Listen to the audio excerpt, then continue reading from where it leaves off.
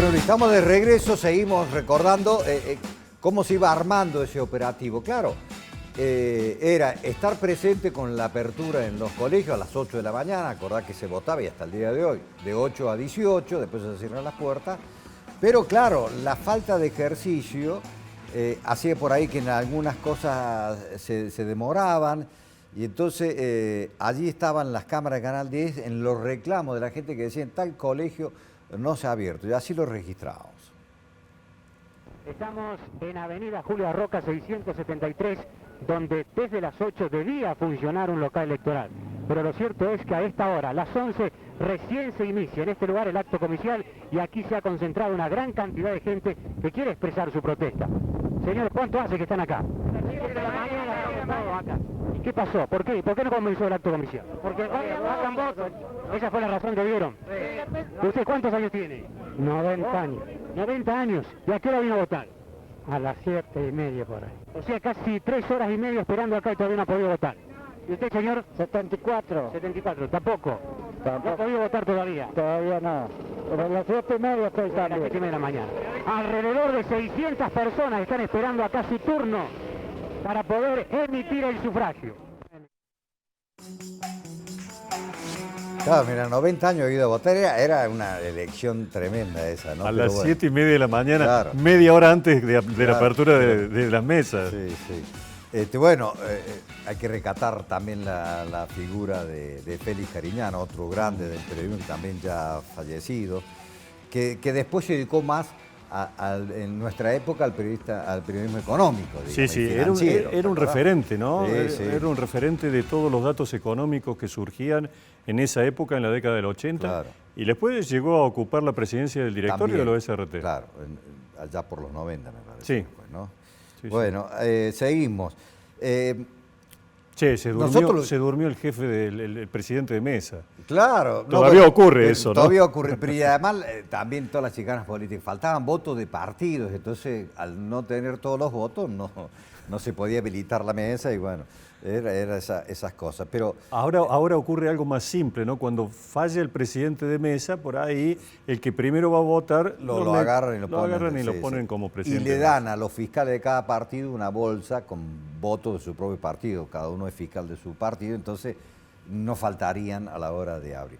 Pero todo ese trabajo nosotros lo hicimos allá por los 80 Sí. con la Vuelta de la Democracia con Alfonsín. A mí me mandaron a una escuela, copiábamos, hacíamos los datos, incluso tipo formulario para después hacer una proyección de cómo iba a ser las elecciones. Sí, y ese trabajo realmente era un trabajo muy sesudo. Hay que recordar que en aquel momento se tomaban algunos colegios Sí. para generar un modelo que servía para luego dar una proyección de cómo iba a ser el resultado electoral. Claro, se agarraban colegios de distintas seccionales que eran testigos a la hora de generalizar los votos. Y te digo que siempre hubo una precisión. Sí, sí. Siempre tuvieron precisión, es decir, que el trabajo que se realizaba a veces era exacto y a veces era por muy poquito, pero no de poquito en la cantidad de votos, pero no se erraba en el ganador y en la diferencia entre un partido y el otro. Y el ciudadano común me parece que confiaba más en el periodista a la hora de decirle, bueno, si voté por este candidato, Claro. y de esa manera era más sencillo por ahí tener un resultado... Claro, porque eso le preguntábamos a la salida del Claro. colegio, le preguntábamos, ¿a quién votó? Sí, sí. Y uno lo anotaba, hacía una planillita y después Sí. se la mandábamos acá. Y por ahí también nos introducíamos en las escuelas cuando se realizaban los conteos de votos. Si los fiscales eran un poco permisivos, Claro. bueno, nos abrían la puerta para que pudiéramos ver cómo se desarrollaba eso y en función de eso ir transmitiendo cuál era el desarrollo en cada mesa, Claro, ¿no? cada mes se iba por mes. Bueno, a propósito de lo que vos decís, por eso te decía que esta es la matriz. Fíjate lo que pasaba en el 73. 9 minutos y en la escuela Nicolás Avellaneda de la seccional 13 se abre la primera urna para hacer el primer recuento de votos y luego será trasladada hasta la Junta Electoral Nacional. Se trata de la mesa 27. El presidente de mesa junto a los fiscales está realizando esa tarea. Mesa número 31, padrón femenino, presidente de mesa y fiscales proceden a sacar los votos, no en la forma habitual, es decir, volcando la urna, sino uno a uno están sacando los sobres. Se están contando primero los sobres y luego se hará el recuento de votos. El porcentaje de votantes ha sido sumamente elevado en todas las mesas. En la mesa número 27 ya se están abriendo los sobres y el primer voto que ha sido extraído de un sobre correspondía al Frente Justicialista de Liberación, el segundo a la Alianza Popular Federalista. Bueno, era lo mismo que hacíamos nosotros. Es decir, de ahí viene lo que hacíamos allá por el 80, todo ese gran operativo de elecciones. Que había que decir y no repetir. Es decir, vos agarrabas una mesa de tal colegio, esa mesa no la podías contabilizar. Tenías que pasar a otra mesa para que no hubiese confusión o no se sumara dos veces. Pero hablando de operativo, ese operativo fue tan monstruoso. Primero, el primero que se hacía en Córdoba, tanto fue así, por tanto Canal 10 como Radio Universidad eran los número 1 en el 70, ¿me entendés? Entonces se suma ese operativo con otro grande hasta el día de hoy, que es La Voz del Interior. Entonces, los tres juntos hicieron ese gran operativo del año 73. Radio Universidad, Canal 10 y La Voz del Interior, y transmitían en directo durante todo el día y los resultados finales. Tenemos imagen de cómo se trabajaba. Mirá. A ver. Ahí tenemos, se ven algunos compañeros. ¿Sabés quién es ese? No. Fue jefe y fue director de La Voz del Interior. Después. Ahí estaba, trabajaba para la universidad. Él, Marguch. Ah, Juan Marguch. Claro, Juan Marguch. Juan Marguch. Sí, un que también fue jefe acá del noticiero. Ese es el Alejo Díaz Tillar. Sí. Así iban llegando todos los datos, se trabajaba conjuntamente, se habían conseguido, como a nosotros, becarios, que iban, y se transmitía por la radio, ahí estamos viendo la radio, y al mismo tiempo Jorge Kelly, el Galleta Kelly, mirá, jovencito, con el pucho en la oreja. Ese era el jefe de los locutores. Realmente mucha gente reconocida, que trabajó durante muchos años aquí, ¿no? Claro. Y también la cantidad de líneas telefónicas que se solicitaban en ese momento, debe haber sido a la empresa nacional de telecomunicaciones, para poder tener los diferentes contactos y comunicaciones que exigía ese tipo de cobertura. Claro. Bueno, la mujer que veíamos ahí, que fue una de las primeras cronistas y jefa incluso, Bordodi Pisicari, Graciela. Camarista que se acaba de jubilar en la justicia, porque en aquella época también trabajó aquí, primero en Radio Universidad y en Canal 10, ¿no? Como Jorge Sapia, también en aquella época, antes de dedicarse a la política y ser ministro de Trabajo, pasó por el servicio informativo. Bueno, esa cantidad de gente y líneas especiales que se puso para ir haciendo la transmisión en vivo, tanto para la radio como para la televisión, por supuesto. Había un detalle, la voz salía al otro día o a la madrugada ya, en ese entonces la primera tirada salía a las 3, 4 de la mañana, se demoraba un poco, no como ahora, pero iban anticipando, vos te vas a acordar, los que están en casa que son un poco más grandes se van a acordar. Los diarios tenían una vidriera que iban pegando datos, entonces la gente se asomaba a la vidriera a ver fotos y noticias que estaban pasando, ¿no? Claro, lo que pasa es que La Voz del Interior estaba ubicada allí en la avenida Colón. Claro, a la vueltita de la radio. A la vuelta de Radio Universidad, exactamente. Y bueno, allí se llegaba la gente cuando había episodios realmente destacados, importantes, como estos, ¿no? Sí. Como estos que tienen que ver con los resultados de las elecciones, que atrapaban la atención del ciudadano, y que bueno, la gente quería estar informada, quería saber quiénes habían sido los ganadores de ese comicio. Bueno, seguimos recordando cómo trabajaban en el operativo allí Cariñano, reflejando y haciendo la crónica. En la central operativa de Radio Universidad Canal 10 y La Voz del Interior se está trabajando febrilmente recogiendo los cómputos y el escrutinio provisorio. Como ustedes saben, aquí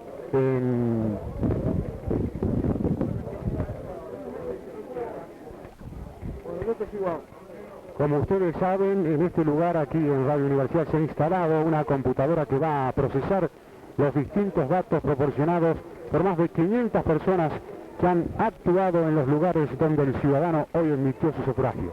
De esta manera, Radio Universidad, Canal 10 y La Voz del Interior va a estar en condiciones de proporcionar a las 20 exactamente el primer pronóstico sobre los resultados que podrían tener las elecciones aquí en el Distrito Capital.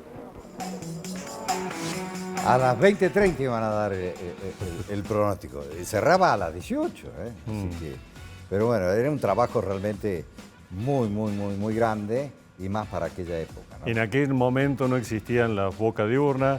Claro. No existía el celular, ¿no? Nos teníamos que comunicar vía Tenemos handy, algunos. handy, Claro. para poder trasladar, o telefónicamente para poder trasladar la información.